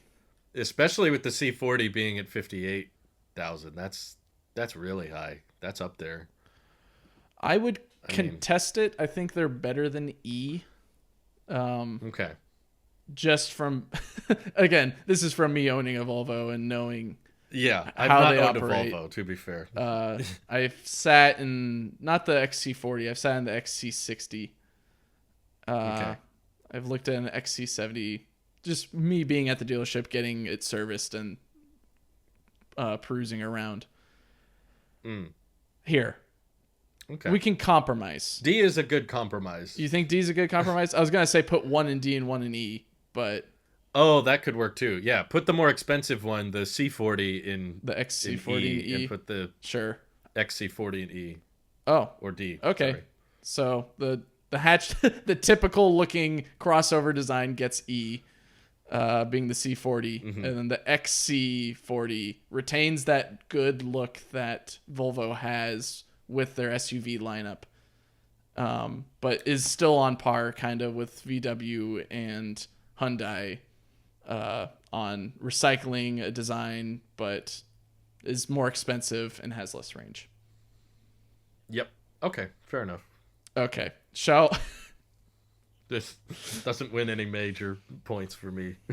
I didn't want to jump in this pool, but I think we should just get it out of the way. All right. I think we should just jump into the Audi lineup. If you, for any listeners or viewers, if you go onto Audi's site, I had to do this today to look at this. Audi technically has a whole bunch of EVs in their lineup. It's just they're all e-trons and they all look the same. There's an S, there's a Q40, there's a regular e-tron, there's the RS. Yeah. There's another one. I just decided to put 3 of them on here. I put the RS because it's basically the reskin Taycan and it looks strikingly different. I put the original e-tron in here. I'm trying to figure out. Oh, it's right here in the list. And then also the Q40. I think the Q40 deserves to be on this list as well because it's a less expensive version of the regular e-tron. Okay. Fair enough. So, yeah. Where do you want to start on this? I think we should Audi start train? with the best, being the RS of the line. Well, Okay. arguably the best in my opinion because it actually gets range, or its EPA rating is pretty good, and it's a good alternative to the Taycan. So if we said good things about the Taycan, we probably have some okay things to say about its carbon copy just with a reskin. It's Audi branding, and that drives the price way up. So I maybe it's just because I'm not a big Audi fan, but I don't I don't know if that justifies the price. So I mean, I assume it gets better range than what the EPA is claiming, but I don't know. That's just a lot. At least on this list, we have it at 140 grand for. I'll round up a little bit and say 250 miles of range or so. Sure, that's not a lot. I mean, you're in Lucid Air territory at that price, but and it's not delivering the to same me, it's things kind of necessarily. I mean, some would argue it maybe delivers some of the quirks and features that you want in a car, or specifically in Audi. It's got all the knobs and switches that you expect. Sure. It's just not my demographic, so I can't relate to it. Hashtag not my EV. Not my EV. Yeah, I'm sure it's not a bad vehicle though. I'm sure it's well done and well built and fast and with good handling. So it's sounding like a C tier then. For me, yeah, I'm kind of like in the middle on it. I would buy an EQS over an Audi RS, I think. Really? Because wow, I would get the luxury. You don't like the EQS? I don't. It's. I think the Audi RS is that awkward reskinned brother of the Taycan that you had to bring along with you to the party. No, Mom told you had to bring him, and you took him, and he's weird, and he's saying weird things, and he's jumping on the table, throwing chips everywhere, and causing a ruckus. Yeah, he might have a really cool Black Sabbath shirt on that your father regifted to him, but he's kind of just strange, and everyone gives him weird looks. But that's Sounds like me. my brother-in-law. Oh, jeez. Okay. I Uh, this isn't I'm kind of. this isn't gonna prove well for the rest, maybe. I'm leaning D, honestly. Really, for the RS? Yeah. But I know that'll tick off the Audi fans, but I have to be honest and say I'm not buying that the reskin is worth that much. Yeah, I would buy a Taycan. It doesn't provide that. Way much over than an Audi. Even though like I'd maybe want all the Audi things, I'd just suck it up and get a Porsche. But Yeah. that's also me yeah. who, or at least us, you can see from this list, we definitely favor the startups more than the legacy, in which a lot of these, a majority of these are legacy. But it shows what our view is in regards to like, just get the other one. It's not a problem. Where people who shop for Audis are like, why would I ever get a Porsche? You idiot. Yeah. That's not an Audi. That's not an Audi. I can't do it. Yeah. Yeah. Okay. I think it's high D then. Low C, high D. It's in there. Somewhere in there. It's not a reskin or like reskin per se of an existing gas car, but it's a reskin of the Taycan, and it's not. It's a reskin of an EV. It's got an interesting middle ground. Yeah. I think. Okay. I think maybe a better version, or not better version, but something that came out early in the EV race, being the e-tron. I think definitely took a lot of people who were looking for something a little bit more luxurious and a SUV into the idea of I'll buy an EV and see what this thing does. I think that's what the e-tron definitely does well in, or what it has done so far in its lifetime. Yeah. And it's still being sold. Yeah. It's still it's iconic in regards to its grille. It's it's almost like those old window slats that would come down. It's an interesting layering with the gray on that grille. But I don't know. I don't think. I think it might compete well with the Volvo. Yeah, honestly, it's got more. I'm looking at the Q4 right now. Oh, okay. So you're looking at its brother, which is less expensive. The Q40, which is also on this list, is a whole lot less expensive, like $20,000 less, I think. Right. And has, I think, more range. So. Yeah, I was confused by that because you were talking about the e-tron, and then I was comparing. I was like, well, this one, do I not know much about the Q4 because the Q40, it's listed as cheaper and yet gets better range. I guess it is Q4. Q40. I may have listed it one way or the other.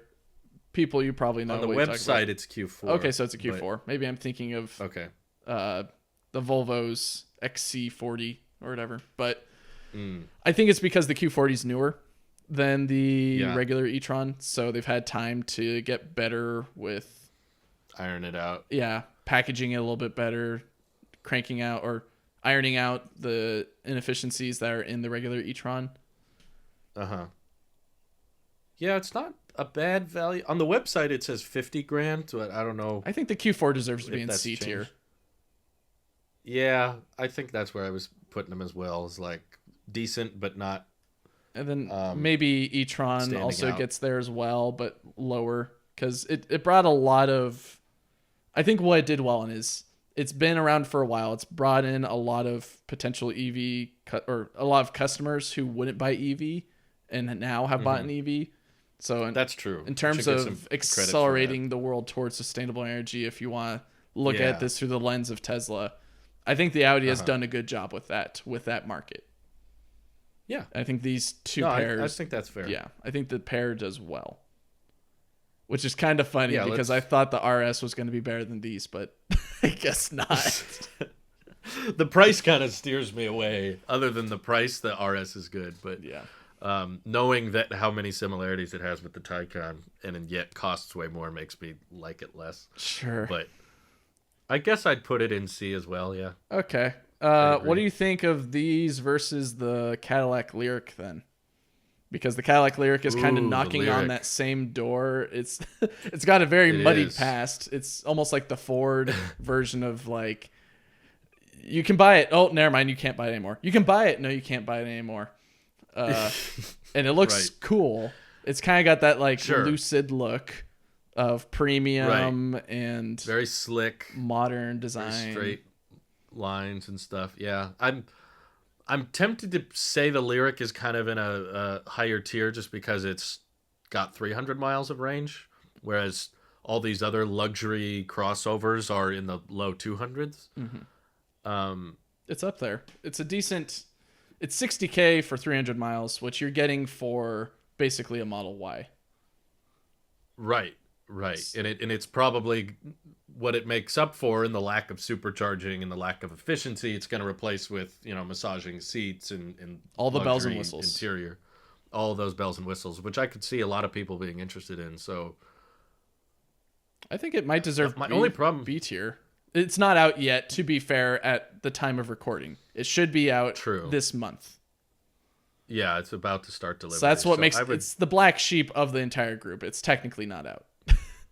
I would put it in B, but like at the lowest, like Sure. low B is where I'd have Lyric. I'd probably get a Mach you E agree. over it because the Mach E costs less. True. Yeah, I'm not big into luxury because I treat my cars like crap. So I'm as I get the white interior. And the But- white exterior. Yeah. Well, the white exterior is just because it's cheap. We But could get the midnight silver, but okay. Well, that's another conversation. you already have that. We can't both have the same color. That's weird. Oh no. I'd probably take a EV6 over a Mustang, but Yeah. I haven't tried the EV6, but I want to try one soon. I want to try Yeah, the I'll Lyric put the eventually Lyric as up well. in B. I think Yes. it's piqued my interest, Mm-hmm. but it's muddied past and it's still technically not out yet. Isn't doing things for me that I wish it would. So For sure. My biggest problem with the Lyric is not really with the product itself. It's just that they're not building very many and yet spent so much money advertising it. And I was like, oh my stop. goodness. I think Why they've you- paid more for advertising this thing than they'll probably ever sell it, in my opinion. I thought you were going to say they pay more for advertising than they do manufacturing. Probably that Which too would at this be funny. point. Okay, we're down to our last 6. We're almost through. All right, let's Dang. go with the other kind of black sheep in the group. I think they're out. I had a hard time trying to figure out whether they're out or not. We'll Okay. go with these wonderful kidney grill beaver-looking boys. The eyes. The eyes, the BMWs, specifically. Do we want to start God. with the god tier i3 or the destroyer of Instant worlds? S tier. S tier for the i3, no question. No, I'm joking. Imagine that.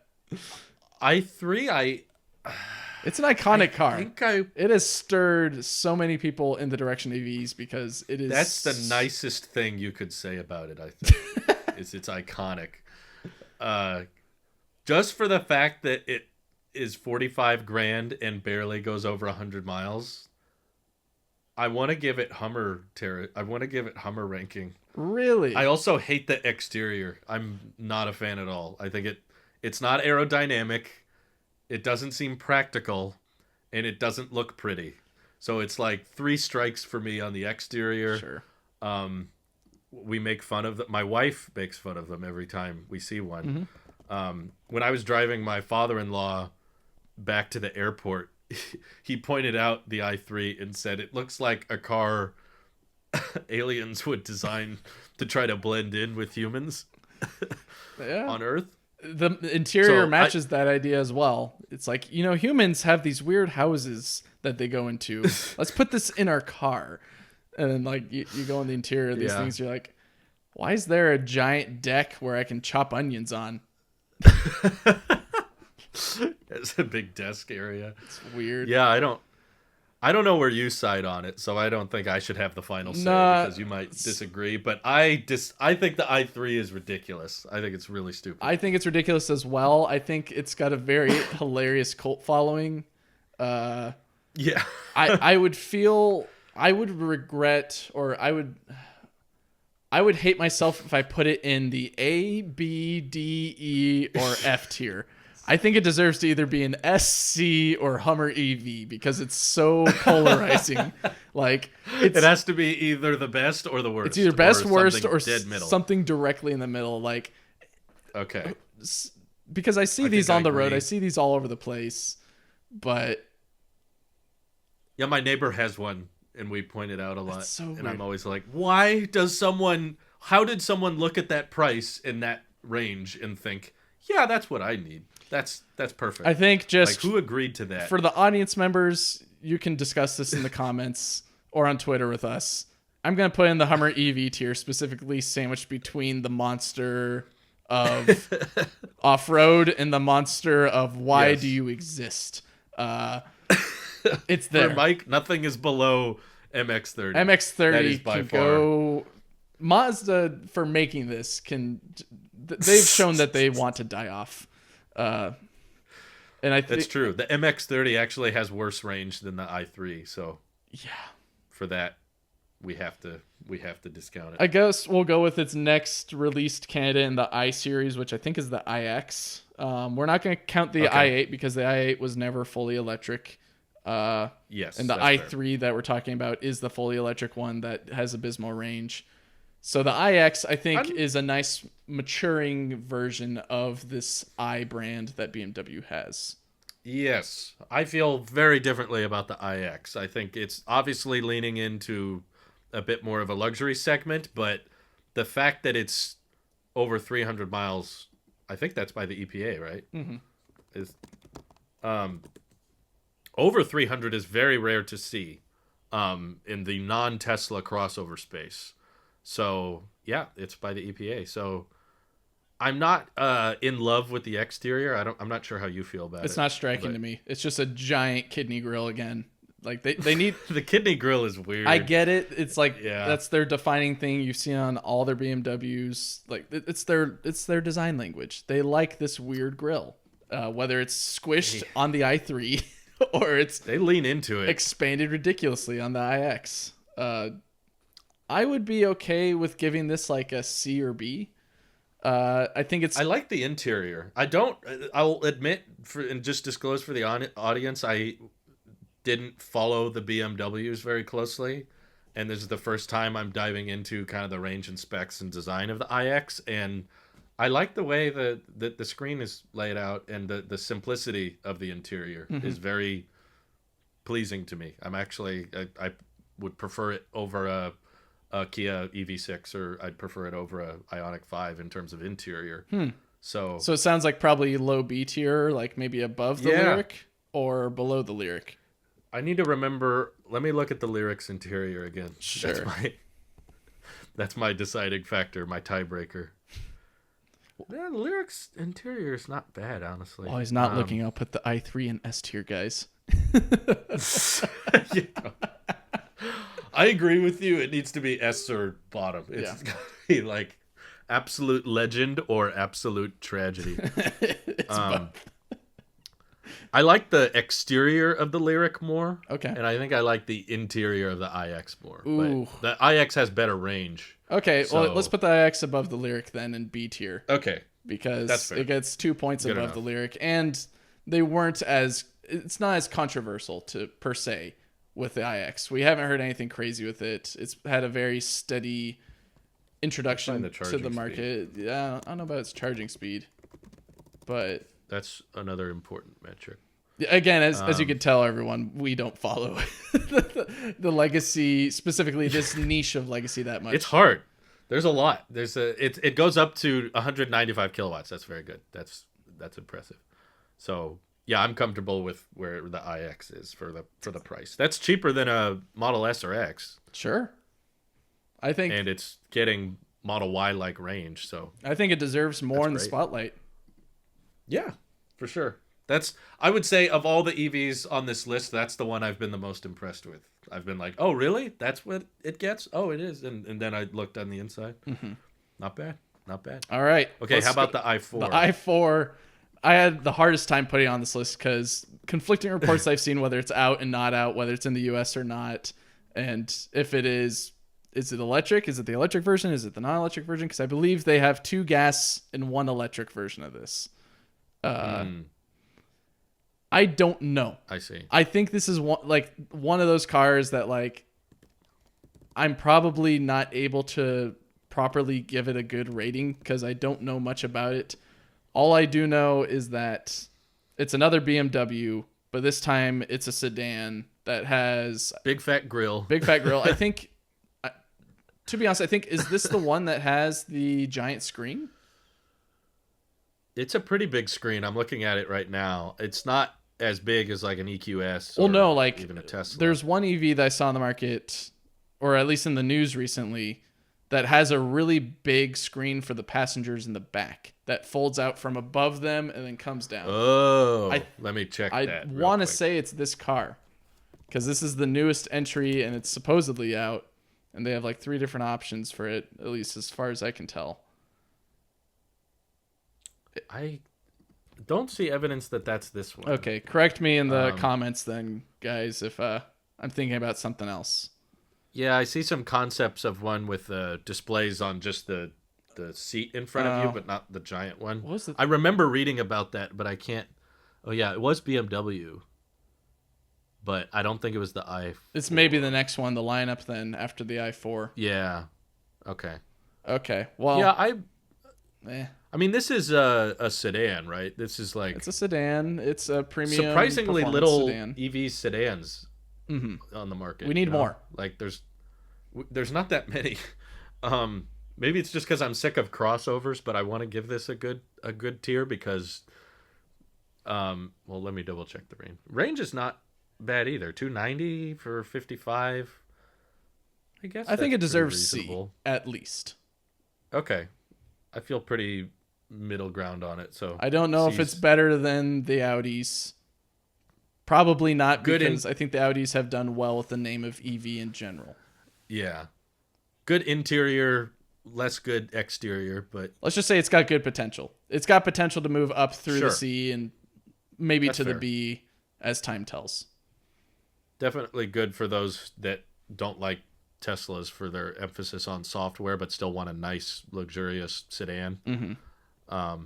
That's a much cheaper than a Porsche or a Lucid. That's for sure. Sure. Let's talk about the Audi's cousin, the Jaguar, specifically the I-Pace. Oh, that's right. Yeah. This one also has been around for a while. It has. It's one of those that I always hear about, but I've never paid too much attention to. Mm-hmm. Definitely on the higher end. I like the exterior, I'll admit. I like that. It's a good looking wedge. Yeah, kind of that stealthy headlight design, and it almost looks like a cross between a sedan and a crossover. It's like almost wagon level. The only thing I don't like about it is I kept on confusing it with its cousin, the F-Pace, which is a gas car. Oh, I see. So whenever I'd see one on the road, I'm like, is that the I-Pace? No, it's the F-Pace. Oh. Is that the I-Pace? No, F-Pace. I-Pace? Yes. It's a bit more of an analog interior, in my opinion. It's very much. We took the buttons. F-Pace and made it an EV, but we somehow managed to get some good range out of it. Reliability, I've got no clue. I've heard from a few of my friends that the reliability on their Jaguars has not been the best, or at least maybe not theirs, but their family members' Jaguars are not the best. Yeah. If you know more about Jaguars and the reliability, feel free to criticize me in the comments. But feel free, absolutely. Feel free. I would love to see more from Jaguar, and I think the I-Pace only shows potential that they can do something, especially with their first introduction into the EV space, with something that's got a decent design and has a legacy feel to the interior that people want. Right. I guess the only thing that I might dock a few points for is I've got no problem with companies wanting to do luxury EVs, but this one is pretty pricey. It's up there at the 70 grand plus, and the range isn't too good. So it's around 230 by the EPA. So maybe top of D tier, or yeah, maybe high D, low C, somewhere in there. I feel like we have too many Cs. Yeah, I feel like it should go in D tier because I've heard more about the e-trons more than the I-Paces. Me too. Same. And at least Audi, Exactly. even though that Audi is just putting the e-tron name on everything that they can and saying, look, it's another vehicle in our lineup, and it's just the e-tron but with like some slight differences or whatever. At least they're trying. Where I haven't really seen much from Jaguar. Like I haven't seen that effort that I want to see. Kind of like what with it's in the same category, but the RS. yeah.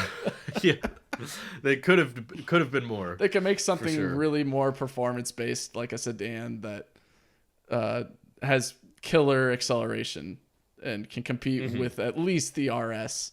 And it would probably either be high D or maybe upper C. Because it's around that price range. But yeah, I agree. All right, so room for improvement. I want to save a particular one for last, so I guess we'll go with the Mini next. The Mini Cooper SE. I had so many hopes for this Mini Cooper when I heard that they were making an electric, and my buddy Sam, hi Sam, if you listen to the podcast, has only owned Minis, and he loves Mini, and he's been waiting. I have a friend like that as well. He's been waiting for a Mini EV, and they finally made one, but its range is abysmal. It's teetering close to smart car levels, or at least it's around the Soul EV, and it's basically perfect for the UK, but for the United States, it's low commutes. It's just not there. Road tripping. No, this is a 110 city car. miles is pretty bad, and the price is not that good. I mean, 30,000 is a lot less than most of the EVs on this list, but I guess with the tax credit, that's a little better. But still, it's a lot of money to spend on a city car. Yeah, that's a big secondary car expense in my opinion. And from the reviews I've seen, I think Matt from Out of Spec reviewed one, and or Matt from Tech Forum reviewed one, and Dave did one on Out of Spec. Everyone who gets them seems to like them, and they like how quick they are, and they like the performance, but I'm not particularly in love with the exterior or the interior. I don't think it's it's iconic as a Mini Cooper, but it's not, it doesn't translate well to electric. It's not a very aerodynamic design. It's not even particularly efficient. I think that was one of the downsides. Is like it's 110 miles of range, but the miles per gallon equivalent is also 110. I think it's not that high. So this feels like it's in the same bracket with the Golf and the Ioniq and the Soul. Proof of concept. We can make one. Like even if they redesign the chassis for this thing, it still looks the same, and it doesn't look like they put much effort into like keeping the design language of the Mini, but actually designing it for EV purposes, like getting as much range as possible out. For sure. And it was like retrofit a gas Mini with Yeah. batteries. Call it a day. So do you think it's worse than Ioniq or better than that or better than Just its Soul? just to help my OCD, you should put it in E. All right, here. I think it's better. We're going to have a very symmetrical list here. I think it's better than the Soul, in my opinion. But Okay. me being a Volvo That's fair. sucker, I think the C40 beats it out. Okay. Well, I mean, why do you think it's better than the Soul? I'm curious. The Mini brand, it's been around for a while, and I think just for legacy historic reasons, people love Minis. People love driving a Minis.